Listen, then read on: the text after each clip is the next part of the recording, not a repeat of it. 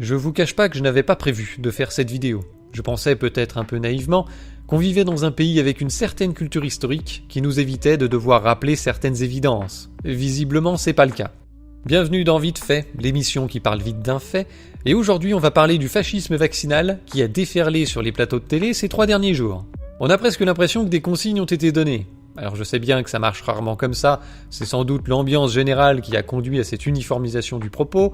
En tout cas, il y a en ce moment des gens de tous bords et sur toutes les chaînes qui appellent à la ségrégation vaccinale. Et il est temps de fourrer ces grosses merdes dans la fosse septique de l'histoire d'où ils n'auraient jamais dû sortir. Pour que tout le monde sache de quoi je parle, voici quelques exemples pêle-mêle au cas où les propos de ces personnes vous auraient échappé. À terme, je suis d'accord avec le fait qu'il faille rendre la vie des non-vaccinés beaucoup plus difficile pour les inciter à se faire vacciner. Parce que si les mecs n'ont pas compris qu'ils doivent se faire vacciner aujourd'hui alors qu'on a des vaccins gratuits, on a les doses aujourd'hui et qu'ils ne veulent pas se faire vacciner parce que X, Y raison dans leur tête ou ce qu'ils ont vu, lu sur les réseaux sociaux, il faut un moment que les mecs... on est en pandémie, hein. Là, on parle pas d'une petite grippette, hein. Ça fait 2 ans qu'on est à la cave, donc les mecs, il faut qu'ils se fassent vacciner là. Donc il faut rendre leur vie difficile.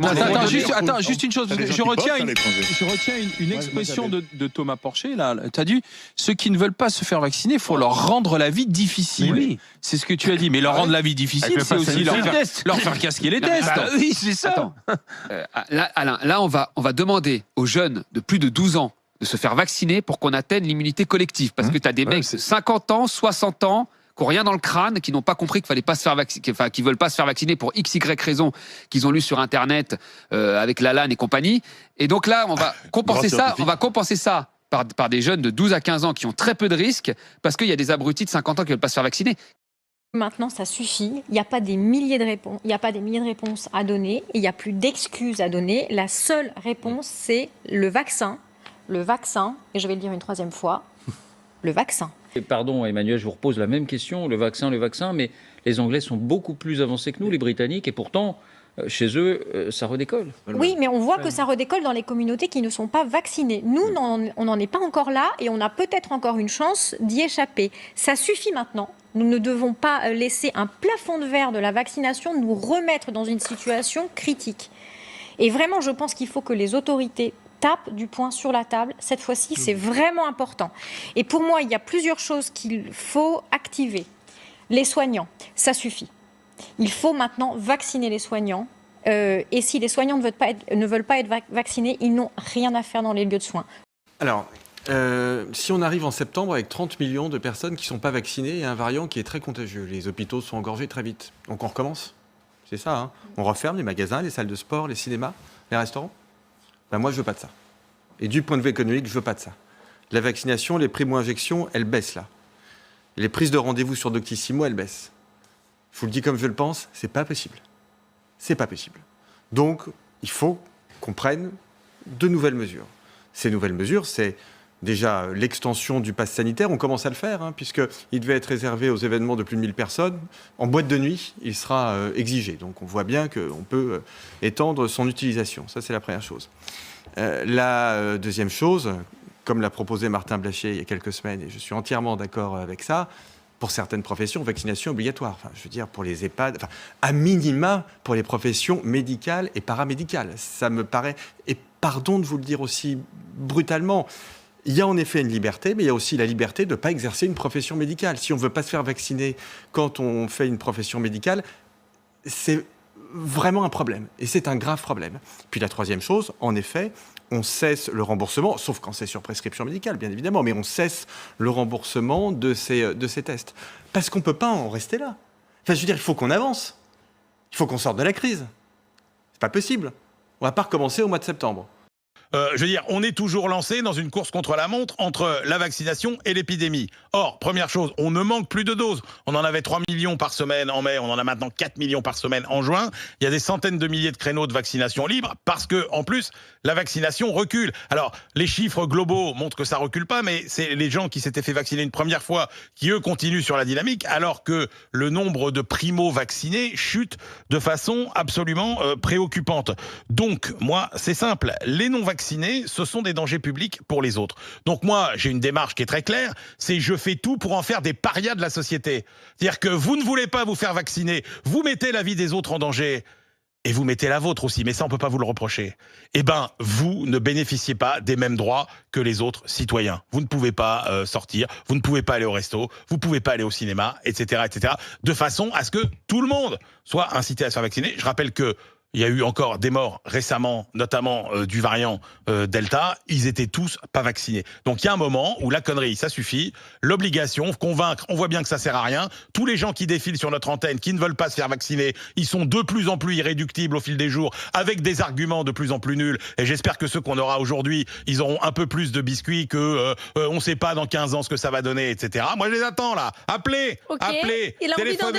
téléphonez, et on vous vaccinera de force. Moi je vous ferai emmener par 2 policiers au centre de vaccination. Parfaitement. J'espère que t'es pas sérieux. Si, je suis très sérieux. Il faut aller les chercher avec les dents. À toute fin utile, rappelons que ce gars se foutait de la gueule des morts du coronavirus en Chine il y a quelque temps. Ils enterrent des Pokémon. Voilà, vous entendez ces sirènes qui ont résonné pour rendre hommage aux 3300. Quand on s'intéresse à la Seconde Guerre mondiale et à l'action des résistants, je pense que tout le monde se demande ce qu'il aurait fait dans ce cas-là. Et on aime à penser qu'on les aurait rejoints, qu'on aurait fait quelque chose. Mais d'un autre côté, on voit bien que c'est pas si simple et qu'il est facile de faire les bons choix a posteriori, dans le confort et des années après que tout risque ait disparu. Les 3-4 individus qu'on vient de voir se sont libérés de cette question. Ils ont aujourd'hui la certitude qu'ils sont des grosses merdes. Parce que la plupart des collabos de 40 n'étaient pas spécialement pro-nazis ou antisémites. C'était juste des gens comme eux qui voulaient être tranquilles. Ils voulaient pas subir les conséquences de la présence d'un juif ou d'un résistant près de chez eux, donc ils les dénonçaient. Parce que quand il y avait un train qui était saboté, c'était souvent le village d'à côté qui subissait les représailles. Aujourd'hui, on est un peu dans la même situation, c'est-à-dire qu'il y a des gens qui en ont marre de subir des restrictions sanitaires et toutes les conséquences qui vont avec, et jusque-là je les comprends. Mais ce qui est malsain, c'est que l'ordre en place leur promet un retour à la vie normale si tout le monde est vacciné. Et soudainement, comme les collabos de l'époque, ils sont prêts à écraser leurs compatriotes qui font obstacle à cette belle promesse, juste pour être tranquilles.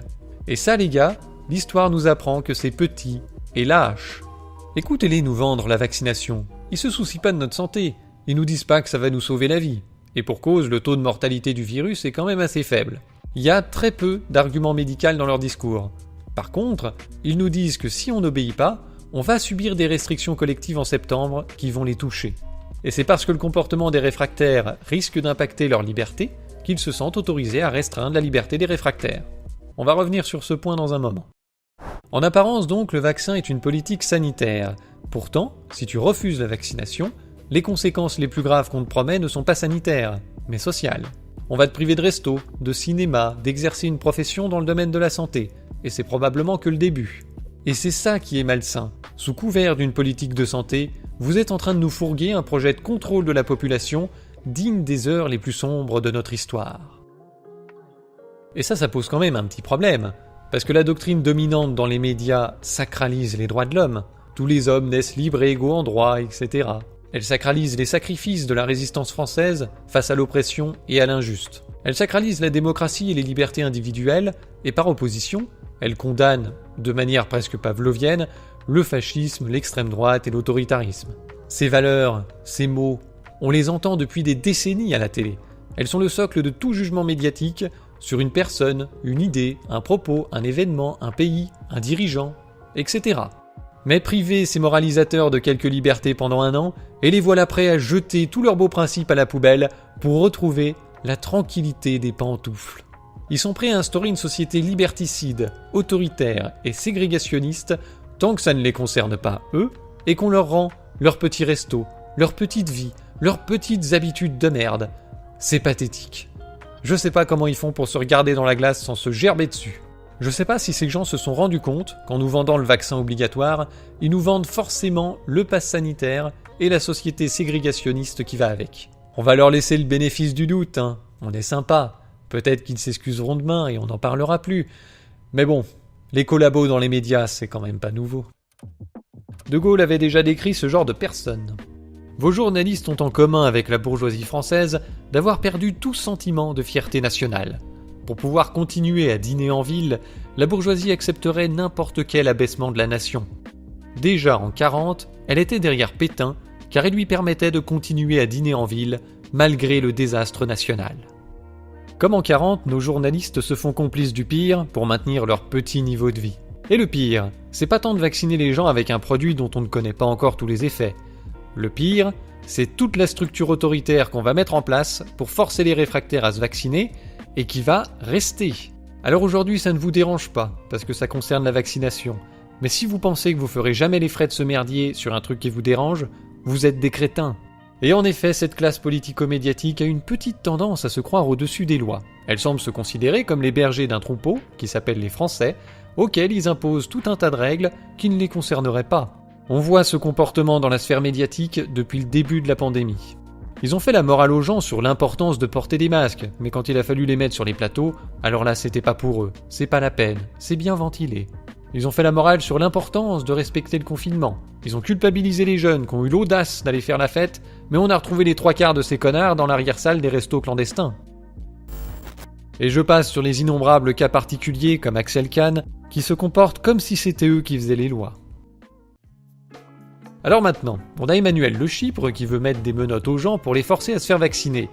Est-ce qu'il se rend compte qu'avec cette logique, on pourrait aller le chercher avec des menottes pour le forcer à maigrir ? Parce que si des jeunes maigrichons comme moi ont subi des restrictions sanitaires, c'était aussi pour protéger des vieux tas comme lui qui ont des comorbidités. Alors monsieur bouffe de la merde, comme 4 toute l'année, il fait 36 tonnes, il est en détresse respiratoire au premier virus venu, et c'est moi qui suis en charge de sa santé ? D'accord, mais à chaque devoir doit correspondre un droit. Je veux bien avoir le devoir de protéger sa santé, mais je veux avoir le droit de le forcer à maigrir. C'est d'autant plus justifié sur le plan sanitaire que les maladies liées à l'obésité font plus de morts que le Covid. Alors, qu'est-ce qu'on attend pour faire fondre ce gros porc ? Il encombre les hôpitaux. T'as vu Emmanuel, elle est désagréable la société que tu nous proposes. Quand 2 flics te forceront à courir sur un tapis roulant, peut-être que tu fermeras ta gueule. Il va falloir recadrer 2-3 petites choses. Je rappelle que les Français ont accepté de faire des efforts considérables pour limiter la propagation du virus, alors même que le gouvernement faisait n'importe quoi. Ils ont dit que les masques étaient inutiles, ils ont compté sur des affichettes dans les aéroports pour bloquer le virus, ils ont refusé de mettre des restrictions aux frontières alors qu'ils confinaient les Français chez eux, ils ont laissé les gens s'entasser dans le métro, en même temps qu'ils se demandaient s'il fallait pas mettre 4 mètres entre 2 tables avant de rouvrir les restaurants. Et puis ils ont fermé des lits dans les hôpitaux pendant la pandémie. Et la liste n'est pas exhaustive, hein. Mais depuis 1 an, dès que ça va pas, c'est la faute des Français.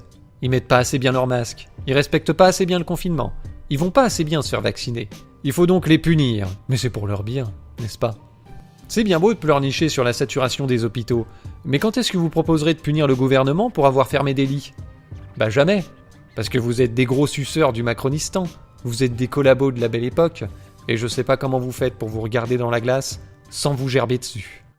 Alors une fois que ça s'est dit, je vois bien où est le problème avec cette histoire de vaccination et j'ai une solution à vous proposer, un compromis qui va satisfaire tout le monde.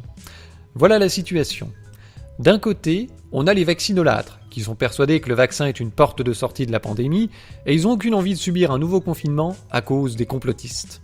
Tandis que de l'autre côté, les réfractaires considèrent que le virus est une grippette, qu'on en fait trop, et qu'il y a plus de risques à prendre le vaccin qu'à prendre le virus. Eh bien vous pouvez dire tout ce que vous voulez à ces 2 groupes, ils ne changeront pas d'avis. Alors pour régler ce dilemme, je vois 2 solutions. La coercition, qui est dangereuse, malsaine, inefficace, stupide et déshonorante pour ceux qui la proposent et pour le pays. Ou bien il y a un truc nouveau, révolutionnaire, disruptif, la responsabilisation. Traiter les gens comme des adultes, ça c'est nouveau. Vous avez qu'à prendre les grippettistes homo, mettez-les face à leurs responsabilités. Au lieu de les priver de resto comme si c'était des gamins, il faut les priver de couverture santé en cas de Covid. Ils s'en fichent, puisque c'est une grippette, n'est-ce pas ? J'ai eu le Covid dans une forme symptomatique pendant 1 mois, j'ai rien coûté à personne. Je suis pas allé voir le médecin, je me suis pas fait tester, j'ai pas pris de médoc, je suis pas allé à l'hosto. Et je suis même pas mort, dis donc. C'est fou. Alors je vais quand même préciser pour que ce soit clair. On laisse les gens libres de se vacciner ou pas. Ceux qui sont vaccinés ont la protection, ils sont tranquilles. Mais pour ceux qui refusent la protection gratuite qu'on leur a fournie et qui risquent d'encombrer les hôpitaux et de faire chier tout le monde en septembre, on leur impose 2 choses en cas de Covid. Premièrement, un confinement strict jusqu'à ce qu'ils soient guéris. On leur paye les congés maladie parce qu'on n'est pas des monstres. Par contre, on paye pas leurs soins. Ils payent le médecin, ils payent les médocs, et s'ils font une forme grave, ils payent l'hôpital et ils sont pas prioritaires pour l'hôpital. Y a pas de lit, tu restes chez toi. Bah après tout, ils disent que c'est pas grave. Donc s'ils sont logiques avec eux-mêmes, ça les gênera pas d'avoir aucune assurance pour un risque inexistant. Par contre, s'ils trouvent que le risque est suffisamment important pour avoir besoin d'une couverture santé, alors ils vont se faire vacciner. Qu'on soit d'accord, hein, je me fous complètement du taux de vaccination dans la population. Et pourtant, je pense que cette politique serait beaucoup plus efficace pour inciter les gens à se faire vacciner qu'une obligation pure, brute et stupide. Grâce à ce compromis, les vaccinolâtres arrêtent de nous casser les couilles avec l'obligation vaccinale, puisqu'il n'y a plus de reconfinement. Il n'y a plus de reconfinement parce que les hôpitaux ne peuvent plus être surchargés. Les vaccinés ne font pas de forme grave, n'est-ce pas? Et les non-vaccinés ne sont plus pris en charge, ou à leurs frais, donc ils viendront moins souvent. Quant aux non-vaccinés, ils acceptent de ne plus être pris en charge pour la Covid, parce que c'est une grippette sans importance, qui ne vaut pas le risque de se faire vacciner. Donc ils s'en foutent. Et voilà, on a réglé un problème en traitant les gens comme des adultes et en les mettant face aux conséquences de leur choix, et non en les traitant comme des gamins qu'on prive de resto s'ils obéissent pas.